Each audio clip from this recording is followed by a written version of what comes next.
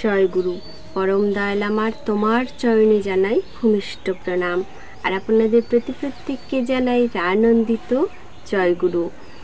আজকে আমি আলোচনা করব, যখন আমাদের 40 বছর পার হয়ে যায় তারপরে আমাদের শরীরে নানান রকম অসুখ বাসা বাঁধে। সেই অসুখ থেকে কিভাবে নিস্তার পাবো, কিভাবে আমরা সুস্থ থাকবো, কি খাবার খাবো যেগুলো খেলে আমাদের শরীরটা ফিট থাকবে, কি করতে হবে, আমাদের ঠাকুর আমাদের সেই বিধান দিয়ে গেছেন। আজকে সেই নিয়ে আলোচনা করব। ভিডিওটি সকলে মনোযোগ সহকারে শুনুন, কারণ শরীরটাকে ফিট রাখা আমাদের অত্যন্ত জরুরি। আর আমরা এখন সদাচার মানতে পারি না। আমরা যখন করোনার সময়ে ছিলাম তখন আমরা সদাচার মেনেছি, হাত ধুয়েছি, যাই করেছি হাত ধুয়ে, সাবান দিয়ে হোক, হ্যান্ড ওয়াশ দিয়ে হোক, হাত ধুয়ে সব কিছু করেছি। কিন্তু ইদানিং আমরা কিন্তু সদাচারটা ভুলে গেছি। এখন সকলের ব্যবহার করা জিনিসও আমরা ব্যবহার করছি, এর এটো খাচ্ছি, ওর এটো খাচ্ছি, তো এই রকম হয়ে গেছি আমরা। তো সদাচারটাকে এখন আমরা মানছি না। তো সদাচারটাকে কি করে মানবো, স্বাভাবিক জীবনশৈলী কিভাবে স্বাভাবিক জীবনে থাকবো, কিভাবে আমরা শরীরটাকে ফিট রাখবো, আজকে সেই সম্পর্কে আলোচনা। অবশ্যই ভিডিওটি মনোযোগ সহকারে শুনুন। স্বাভাবিক জীবনশৈলী, জীবন চায় বাঁচতে, চায় বৃদ্ধি, চায় আনন্দ, এই চাওয়াকে পেতে হলে নিশ্চয়ই এক স্বাভাবিক পথ ও গতি আছে। জীবনের এই স্বাভাবিক পথ ও গতি থেকে মানুষ যখনই বিশ্লিষ্ট হয় তখনই আসে দুঃখ। যা মানুষের পছন্দ নয় তখন আবার চেষ্টা করে স্বাভাবিক জীবন গতিতে ফিরে আসতে হয়। জীবন তথা মানুষের জীবনের প্রতিদিন প্রধান বিষয়গুলি কি জানেন? প্রধান বিষয়গুলো আমাদের হলো আহার, নিদ্রা, ভয়, মৈথুন আর অস্মিতা। মানুষের ক্ষেত্রে সদাচার ও বিনোদন আরও দুটি আবশ্যক ক্রিয়া। এই নিয়ে প্রতিদিনের জীবনচক্র। এই প্রতিটি বিষয়ের সামঞ্জস্যপূর্ণ চলনে সুস্থ থাকার উপায়। মানুষকে সুস্থ থাকতে হলে শুধু মানসিক শারীরিক সুস্থ থাকলেই হবে না, সমাজ এবং সামগ্রিক পরিবেশ নিয়েও বাঁচতে হবে। সমাজটাকেও সুস্থ রাখতে হবে, সমাজটাকেও স্বাভাবিক রাখতে হবে। তবে শুধু মানসিক শারীরিক সব দিক দিয়ে আমাদের সুস্থ থাকতে হবে। আহার নিয়ে তো কথা বলছি, তো আহার হচ্ছে প্রধান বিষয়। অনেক সময় মনে হয় যে আহারের জন্যই জীবন, তাই কথায় বলে মানুষ না খেয়ে মরে না, খেয়ে কিন্তু মরে। মানুষ একদিন দুদিন না খেয়েও থাকতে পারে, কিন্তু আপনি অতিরিক্ত যখন খাবার খাবেন তখন আপনার শরীরে অস্বস্তি হবে, এর কারণে অনেকে মারাও যায়। আবার আছে উনো ভাতের দুনো বল, বেশি ভাতে রসাতল। এই অভিজ্ঞতা লব্ধ চলতি কথাগুলির আর ব্যাখ্যার প্রয়োজন হয় না। আহারের দুটি বিষয়, একদিকে খাদ্যগুণ আর অন্যদিকে হচ্ছে পরিমাণ। খাদ্যগুণের বিচারে শর্করা, প্রোটিন, চর্বি বা স্নেহ জাতীয় পদার্থ, ভিটামিন, খনিজ লবণ ও খাদ্য আঁশ যেন উপযুক্ত পরিমাণে থাকে। এই রকম খাদ্যকে বলে সুষম খাদ্য বা ব্যালেন্স ডায়েট বলা হয়।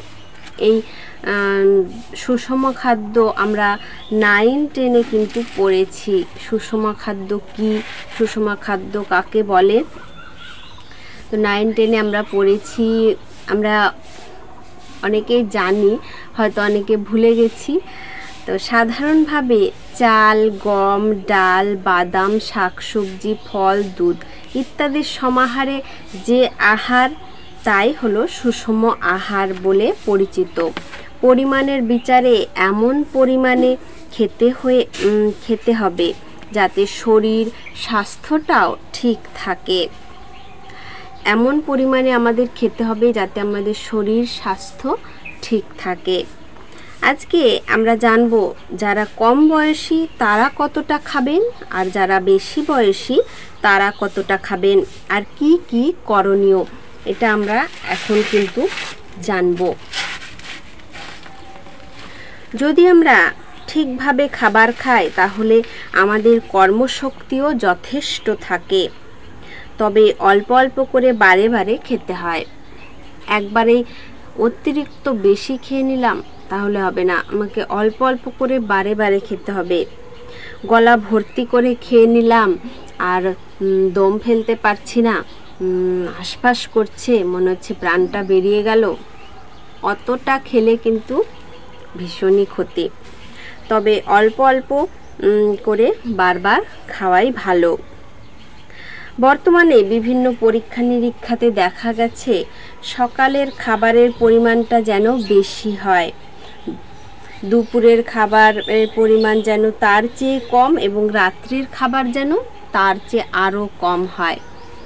কিন্তু আমরা কি করি যে সকালে অত ভারী কেন খাবো, হালকা কিছু খেয়ে নিই, দুপুরে পেট ভর্তি করে খেয়ে নেব, রাত্রিতে অল্প স্বল্প খাবো। অনেকে আবার কি করে সকালে অল্প খায়, দুপুরে একদম পেট ভর্তি করে খেয়ে নেয় অতিরিক্ত, আবার রাত্রিতেও অতিরিক্ত খেয়ে নেয়।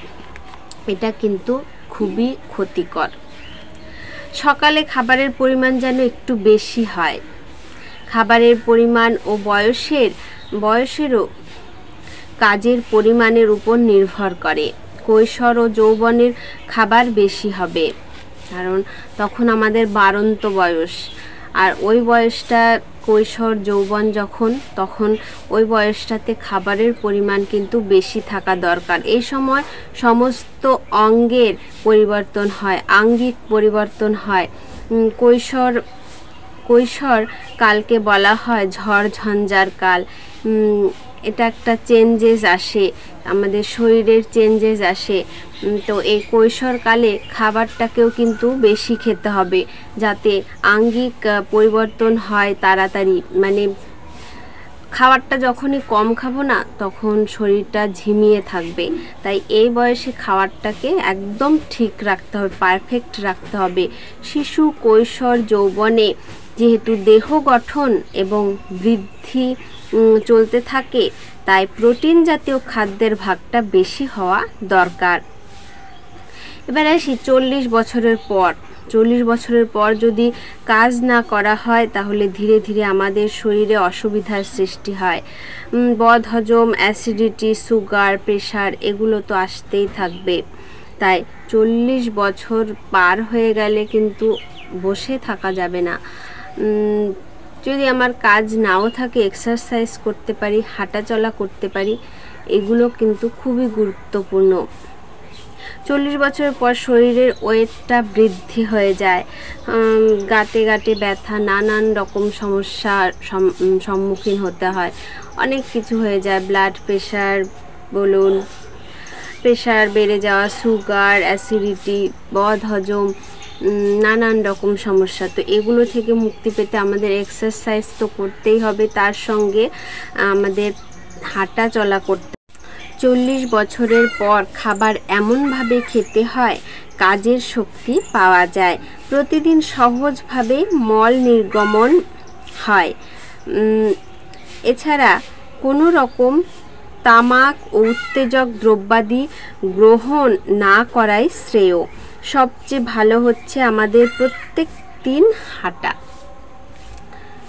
হাঁটাটা প্রত্যেক দিন খুবই দরকার, 5 মিনিট হলেও দরকার। হযরত রসুল বলেছেন যে তোমরা মাথার ঘাম পায়ে না ফেলে খাবার খাবে না, কারণ যখন আমরা পরিশ্রম করব তখন যে খিদেটা আমাদের পাবে, তো তখনই খাওয়া উচিত।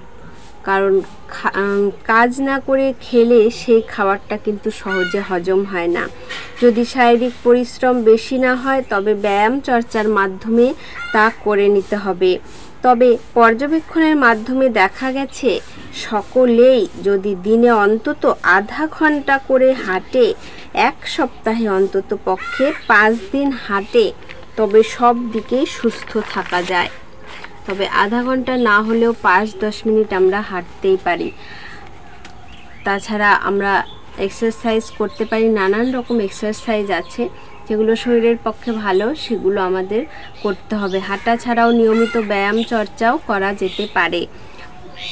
যদি আমরা নাই পারি তাহলে আমাদের প্রতিদিন ব্যায়াম চর্চা করতেই হবে। পরিশ্রমের পর বিশ্রাম অবশ্যই প্রয়োজন।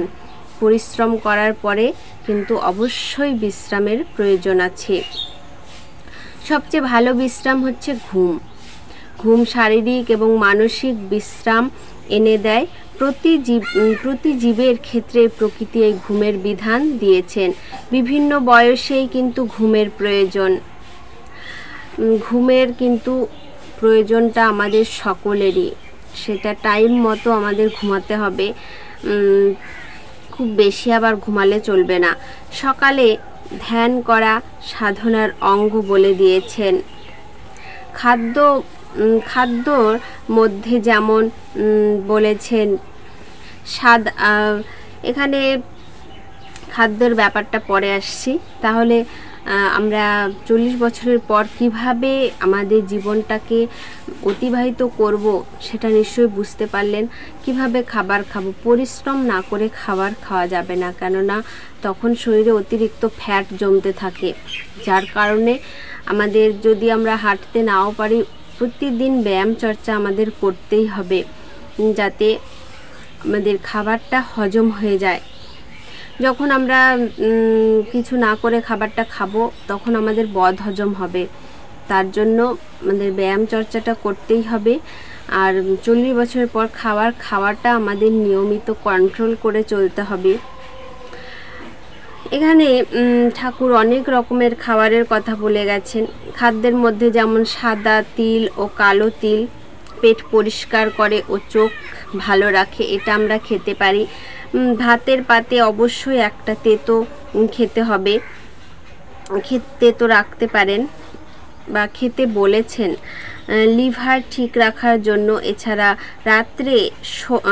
রাত্রেবেলায় শোবার সময় ইসবগুলের ভুসি, যেটা খেলে আমাদের কোনো রকম জীবাণু উৎপন্ন হবে না। প্রতিদিন টক দই খেতে পারেন, ভালো হয়। ঘোল খেতে বলেছেন, বাদাম খেতে বলেছেন। কি বলেছেন এর আগে আমি অনেক ভিডিওতে বলেছি, তো এগুলো আমরা খেতে পারি নিয়মিত। এতে আমাদের শরীরটা ফিট রাখে, শরীরটাকে ভালো রাখে। পেটের সব যে ইসবগুলের ভুসিটা আমাদের শরীরে জীবাণুটাকে উৎপন্ন হতে দেয় না, এতে আমাদের শরীরটা অনেকটা ভালো থাকে। তো এগুলো আমরা নিয়মিত কিন্তু খেতেই পারি। আর আমাদের কৈশোর যৌবনের সময় কিন্তু খাওয়াটা একদম প্রোটিনের মাপটা একদম ঠিক রাখতে হবে, যাতে তখন বাড়ন্ত শরীরে কোনো রকম প্রেশার না পড়ে। কারণ যদি আমরা খাওয়াটা কমিয়ে দিই শরীরটা কিন্তু বাড়বে না। তাই ওই টাইমটাতে তাদের খাওয়া দাওয়াটা ঠিক দিতে হবে। আর 40 বছরের পর আপনারা এইভাবে নিয়মিত খাওয়া দাওয়া করুন, শরীর চর্চা করুন, অবশ্যই আপনাদের শরীর ফিট থাকবে। আজকের আলোচনা প্রসঙ্গ এই পর্যন্তই। সকলে ভালো থাকবেন, সুস্থ থাকবেন। জয় গুরু।